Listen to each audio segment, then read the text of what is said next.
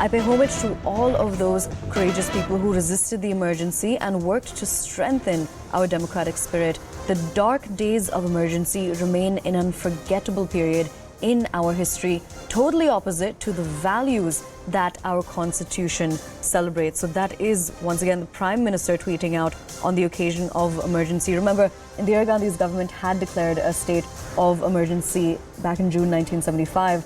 Democracy was only really restored 2 years later. We're crossing over to our senior editor, Pallavi Ghosh, to get us more on this. Pallavi, so now the Prime Minister has tweeted out about emergency.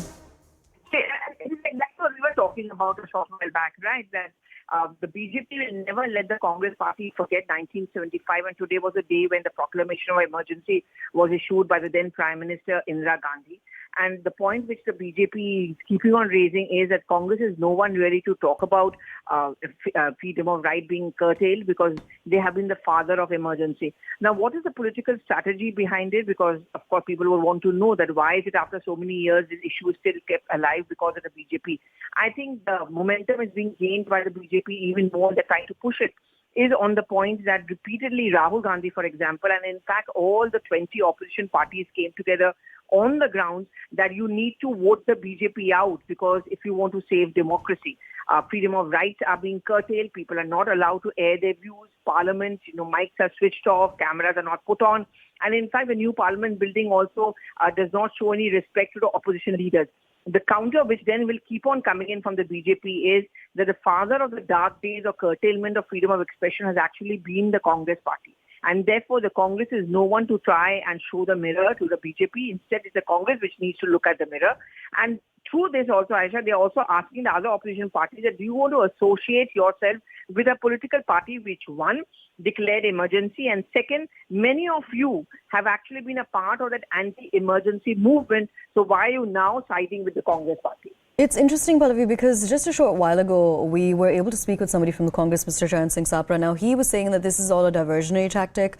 He did also say that, of course, the way that emergency was imposed was not correct. But again, he was calling these tweets a diversionary tactic, and he cited the wrestlers' protests and the farmers' protests as well.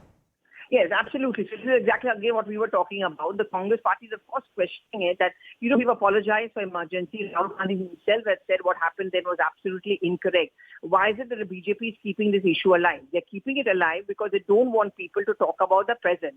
It is there for you to see, according to the Congress party, that how anyone who has an alternative point of view, anyone who has protested, whether it's been the farmers or it's been on the wrestlers, they have been targeted. ED, CBI is used by this government liberally against their political opponents. If this is not emergency, then what is? So emergency is always going to become a fulcrum really to use as a slinging match between the BJP and the Congress, and more so in the run-up to a 2024 Lok Sabha election. Pallavi, you've been able to give us a very interesting political analysis on this as well. But for our viewers who have just tuned in, would you also be able to go over something that you've repeatedly been telling us about how the Congress has, in the past, responded to criticism of the emergency? So I remember when the UPA government was in power, at that point of time, Dr. Manmohan Singh was asked this question, and there was a debate and a short duration discussion on that emergency, and the Congress party had said it very, very categorically that there were excesses and we are apologetic about it. In fact, Rahul Gandhi at a press conference, I remember, had also answered by saying that, there were wrongs which were done and he can never ever condone it. But at this point of time, it's very difficult to undo it as well. So the Congress point is that we've apologized.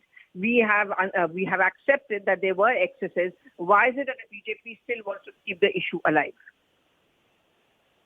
Absolutely. And one thing that we're also seeing in the tweets that are being made is this hashtag that's being used, dark days of emergency. That is something that BJP's Shehzad Poonawala has also used in his tweet. We're also seeing the same hashtag being used in the Prime Minister's tweet.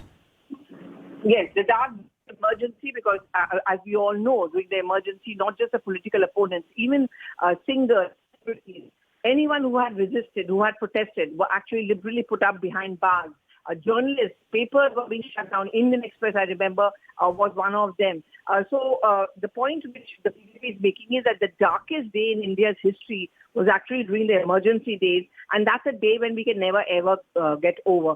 Why the BJP wants to keep it alive, as I just mentioned, they want to keep it alive because they clearly want to project the Congress party as a party which cannot be trusted with democracy because of its history. And this becomes important narrative for them ahead of the 2024 Lok Sabha election.